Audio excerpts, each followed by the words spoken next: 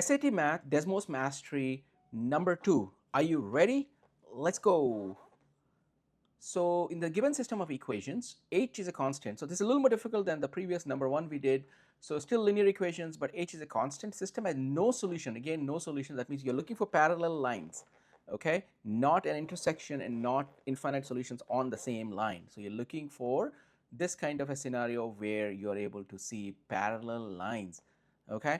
And we have an additional difficulty. We have h a constant, h is a constant, and that's given here. So let's go and take a look in Desmos what it looks like. So I've graphed the first one here, equation of hy. Now when you put a variable like that, hy equals 2 plus 4x, you just put the first one as is, second one also as is. You see, you'll get a slider. Let's click on a slider. Default, it'll be -10 to +10. But when I actually move the slider on -10 and +10, you will see that it's not sufficient to make it parallel to each other as I go back and forth. So what we'll have to do is click on this 10 here, and it'll pop open a range. So increase that range to 20, -20. So you can move the h slider more, so you can try to get them both to have no solutions or parallel to each other. Okay, so now I have this. Now I'm going to slowly move the slider and try to get them to be parallel.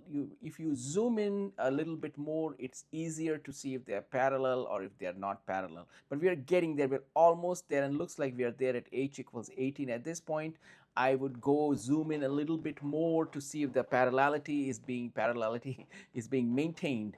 Okay, but these are parallel lines now. So the value of h that we want is essentially 18. H equals 18 is going to be our final answer. Let's look at the answer choices. Indeed, choice D has 18 as a choice, and that's going to be our final answer. So this was a second problem on linear equations. We may have a few more, and then we'll move on to other types of problems. Okay, let me know in the comments below if you have any questions, or if you want to see a certain type of problem being solved by Desmos, and we'll see if we can do that. All right, have a nice day. I'll talk to you in the next video. Bye.